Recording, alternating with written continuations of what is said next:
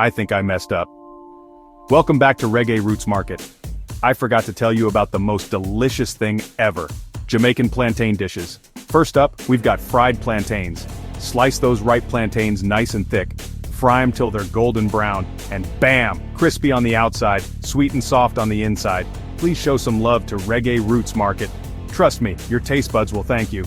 Next, let's talk about plantain porridge. Think creamy, sweet, and oh so comforting. Just mash those ripe plantains, mix with coconut milk, a bit of cinnamon, and a splash of vanilla. Breakfast will never be the same.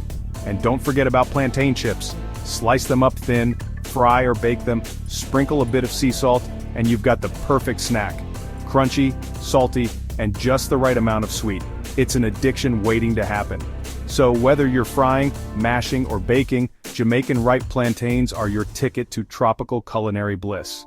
Give these recipes a try and bring a slice of Jamaica to your home kitchen. Happy cooking. Thanks for watching.